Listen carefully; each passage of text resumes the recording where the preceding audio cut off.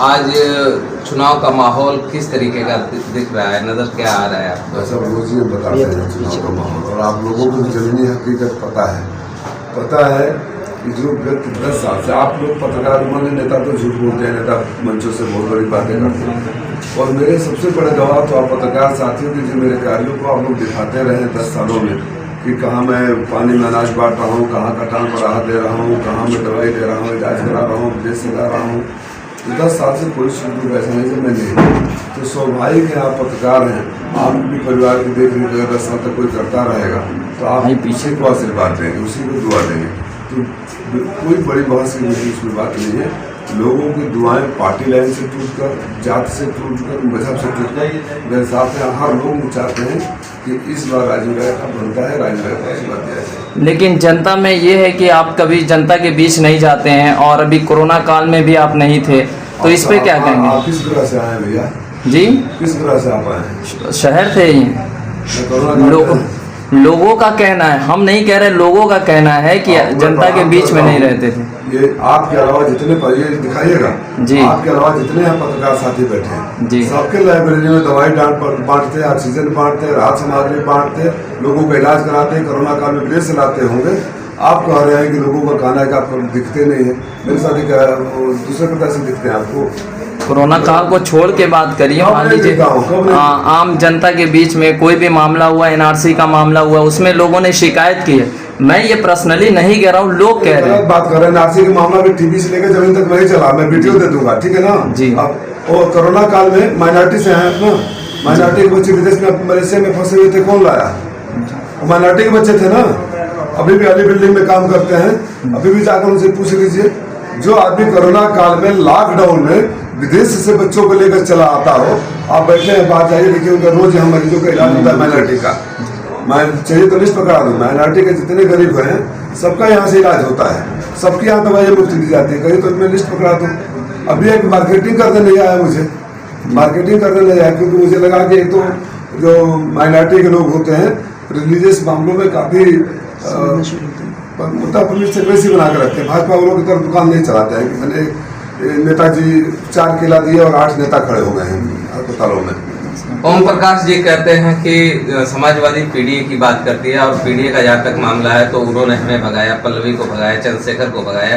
क्या कहना चाहेंगे कि उस कह रहे थे कि अगर उनको पीडीए को साथ लेना होगा तो हमको क्यों भगाया? उनको बसपा ने भगाया, उनको भाजपा ने भगाया, उनको सपा ने भगाया, उनको कांग्रेस के दरवाजे ने भगाया, उनको ओवैसी ने भगाया। वो किसी का है नहीं, जो लोग किसी के नहीं, वो हमारे भी नहीं। घोसी लोकसभा सवर्ण बाहुल्य क्षेत्र है, लगातार यहाँ से भूमिहार समाज के बड़े सांसद हुए हैं। ऐसे में ओपी राजभर लगातार ये दावा करते रहे हैं कि आपके समाज का साथ ही आपको नहीं है। आप ग्राउंड रिपोर्टिंग कर लीजिए। ओमप्रकाश राजभर को तो मैंने बोल दिया, मनोरंजन मंत्री हैं जी, इनके दावे आप लोगों ने उपचुनाव में भी देखा था, इनके दावे आपने उपचुनाव में भी देखा था, इनके दावे हर चुनाव में देख रहे हैं। ओम प्रकाश की मैं हकीकत बोलता हूँ, वो बार 2014 का मेरा वोट जान जाते हैं। आज से 10 साल पहले और मैं पहला चुनाव लड़ा था और मेरा अनुभव था, उस समय के हालात भी कैसे थे आप सब लोगों को पता है। इनकी हकीकत ये है, माननीय ओम प्रकाश राजभर जी की पार्टी पिछला चुनाव भी यही चीज लोकसभा चुनाव थे, और उनकी हैसियत थी कि 39,000 वोट मिले थे, और बलिया में खाली 35,000 वोट मिले थे। जब आप अपने बूथे पर लड़ते हैं तो वही तो आपकी हैसियत होती है ना, और वही वोट किसी को दे सकते हैं या ले सकते हैं, पहली बात। दूसरा मैं इनका उदाहरण दे रहा हूँ, जब ये हमारे साथ ये दावा करते हैं कि इन्हीं की वजह से पूर्वांचल में सारी सीटें हुई हैं, तो जब हमारे साथ थे 22 में, तो दूसरी विधानसभा में कितने हजार वोट से जीते थे? 21,000 वोट से जीते थे। और जब उनके साथ हो गए तो कितने से जीते? 43,000 वोट से जीते। तो कल्पना कर लीजिए अगर यही नुकसान इनके रहने से हमारा हर विधानसभा में रहा होगा तो हमारा कितना नुकसान हो गया। सर एक समीकरण राजभर के बेटे अगर चुनाव हार गए तो ओम प्रकाश राजभर फिर से इंडिया में आ जाएंगे इंडिया गठबंधन में, आप लोग उसको फिर से स्वीकार करेगा इंडिया गठबंधन? ओम प्रकाश तो हार ही रहे, मुझे बेटे हार ही रहे हैं। और जो सबसे पहली बात होगी, 5 तारीख से माननीय ओम प्रकाश राजभर अपने मुखार गति से उन फिर वो गालियों का प्रसारण शुरू कर देंगे, महात्मा में जूते मारने वाले की, जो लगातार करते हैं भारतीय जनता पार्टी के कार्यकर्ताओं को लगातार वो गाली देने का काम किए, फिर गाली देंगे। माइनॉरिटी के बीच में जाते हैं ओम प्रकाश जी और कहते हैं कि हम जो है बुनकरों का पासबुक जो बिजली है फ्री कर देंगे। जबकि उनके आज जिनसे अलायंस है बीजेपी से, उन्होंने बुनकरों के पासबुक को खत्म किया। अच्छा, इससे पहले भी मंत्री थे, पहले भी विधायक थे, विधानसभा में एक बार इस सवाल उठाए हैं, चुनाव में आए, इनके हाथ में है गठना, इनके हाथ में है, ये बुनकर भाई समझ नहीं रहे हैं। बुनकरों की वो हालत इस देश में कर दी गई है, ये खाली परसेप्शन है कि माइनॉरिटी के लोग करते हैं, ये सरकार का भ्रम है, सारे कम्युनिटी के लोग करते हैं। आपके पासबुक वाला सिस्टम खत्म कर दिया गया, जीएसटी लगा दिया गया, महंगाई बढ़ गई, आप तो यहाँ जारी का काम खत्म हो रहा है। बुनकरों के रिहेबिलिटेशन पैकेज जब भी देगी समाजवादी पार्टी के लोग देंगे और इंडिया गठबंधन की सरकार बनी, इसके लिए चाहे कुछ भी करना पड़े।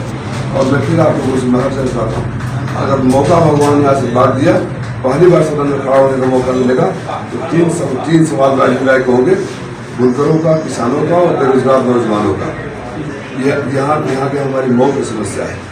सवाल ये है पत्रकार महोदय कि इस चुनाव में माननीय प्रकाश राजभर जी मुद्दों से भटकाने की बात करें। चुनाव आता है तो बहस आपने क्या किया, अब इस साथी ने कह दिया कि आप गायब थे। आप लोग सारे लोग गवाह हो, कोई ऐसा महीना नहीं गया जब हम 10 दिन यहाँ नहीं रहे और आप लोगों ने कवरेज नहीं दिया। एक सवाल है, आधे उसका उत्तर देने हम नहीं पैदा हो एनआरसी के आज तक के ट्वीट पे जाए, मैं चैनलों से लेके और जमीन तक विरोध किया। अब एक सेक्शन ये विकास राजभर जैसे लोगों को कर रहे हैं, उससे बड़ा उदाहरण क्या होता है, जो मैं कोरोना काल में पुलिस की गाड़ियों में अनाज जा रहा था और राशन जा रहा था, मैं ही दे रहा था, जाकर कुछ तो नहीं जा रहा था, जहाँ से फोन आ रहा था वहाँ जा रहा था, वीडियो भी है सर, और वीडियो भी उसके हैं। और तो इससे बड़ा झूठ का प्रोपेगेंडा क्या हो सकता है कि लोग ये कहें कि आप नहीं रहते हैं। नहीं राय साहब, एक सवाल बहुत इम्पोर्टेंट है। कल जो है, एक हफ्ता पहले व्यापार मंडल की मीटिंग हुई थी, जीएसटी को लेकर उस पर कुछ सवाल उठाए गए थे, और कल जो यहाँ के सबसे बड़े सम्मानित ताजिर हैं जमाल अर्पण के यहाँ पूरे दिन छापा चलता रहा जीएसटी का।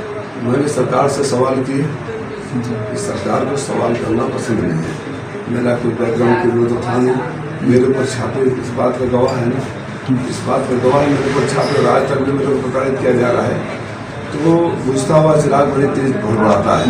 ये जानने वाली सरकार है, ये भड़बड़ा रही है, तो ये सरकार कुछ दिनों के मेहमान है। अरविंद राजभर के नामांकन में तमाम दिग्गज आ रहे हैं, डिप्टी सीएम से लेकर तमाम मंत्री। शुभकामनाएं। आपके नामांकन में सर कौन आ रहा है? बिल्कुल सादगी से नामांकन होगा, जो नामांकन सादगी से करेंगे, कार्यकर्ता सम्मेलन करेंगे, जहाँ ताकत दिखाने की जो ताकत दिखाएंगे तो सब पे होश उड़ जाएंगे। अनुरोध ये है सारे उम्मीदवारों से कि इधर उधर की बात न की जाए, मस्खरापन न किया जाए, खुद का मजाक न उड़वाया जाए। एक घोसी की जनता 20 सालों से अपने सांसद को देखने के लिए घोसी में विकास नाम की चीज ठप गई है, तो यहाँ बेरोजगारी, यहाँ के उद्योग कारखाने में खाली बहस इस बात पर हो कि घोसी के मुद्दे क्या हैं और मुद्दे के समाधान के लिए आपके पास क्या प्लानिंग है और आपने घोसी के लिए क्या किया है। जब सवाल ये उठता है कि भाई अगर मैं कहता हूँ पत्रकार साथियों कि आपके लिए ये करूँगा, तो मेरा ट्रैक रिकॉर्ड भी तो देखोगे आप कि कभी किया है कि नहीं किया है। क्योंकि कोई सवाल ये न करे कि आप कहाँ थे, आपने क्या किया घोसी के लिए, इसलिए मुद्दों को भटकाने की बात हो रही है, उल जुलूल की बातें हो रही है। मुझे भी अच्छा नहीं लगता कि मैं माननीय प्रकाश राजभर जी के ऊपर कमेंट करूं, लेकिन उनको बोलने की जो बीमारी है, उल्टा सीधा उल्टा बातें करते हैं। मैं उदाहरण दे दूँ, अगर कोई सरकार का नुमाइंदा आकर यहाँ कहता है यहाँ विकास नहीं हुआ, यहाँ सड़कें खराब है, यहाँ ये है, तो यही लोग उपचुनाव में सड़कें बनाने का वादा करके गए थे। आप इनसे सवाल ये क्यों नहीं करते कि भाई सरकार आपकी है, आप किस में कहाँ से कौन सी दवाई का है, 7 साल से सरकार आपकी है, आपने कुछ नहीं किया, तो आप क्यों करोगे। और आज से पहले आप कहाँ थे जब व्यक्ति की पहचान जब मुसीबतों में होता है। मेरे तो सारे अधिकार है, भाषण नहीं दे रहा हूँ, छोटे भाई ने बोल दिया कि ये वीडियो भी उपलब्ध है कि कोरोना काल में मैं मौत के मुंह में था, मुझे नहीं पता था कि अगले दिन जिंदा रहूँ, लेकिन ऑक्सीजन बढ़ रहे थे, दवाइयाँ बढ़ रही थी। और यहाँ जहाँ पर बैठे हैं, यही संतोष राय बैठते हैं सुबह से शाम तक। जो गरीब जिसके पास पैसा नहीं हो उसका इलाज होता है और दवाई खरीद कर दी जाती है, उसमें जात धर्म मजहब पार्टी नहीं पूछेगा। मैं ये अनुरोध करना चाहता हूँ एक लाइन में, इस चुनाव में बहस केवल मुद्दों पर हो, विकास के एजेंडे पर हो, आपने क्या किया है और क्या करेंगे उस पर हो। ये मस्खरापन बंद कर दे, ये उल जुलूल की बातें बंद कर दें, और नहीं बंद करेंगे तो उसका उचित तगड़ा जवाब मिलेगा, जो मुझे अच्छा नहीं लगेगा कि एक प्रदेश के मंत्री को मैं इस तरह बोल रहा हूँ। आखिरी सवाल, नामांकन कब होने जा रहा है आपका? नामांकन कल हो 11 बजे होगा। उसके बाद RS पैलेस में हमारा कार्यकर्ता सम्मेलन होगा। नामांकन करने वालों के कार्यकर्ताओं को संबोधित करूँगा और आप सब उसमें आमंत्रित हैं। ठीक है। ठीक है।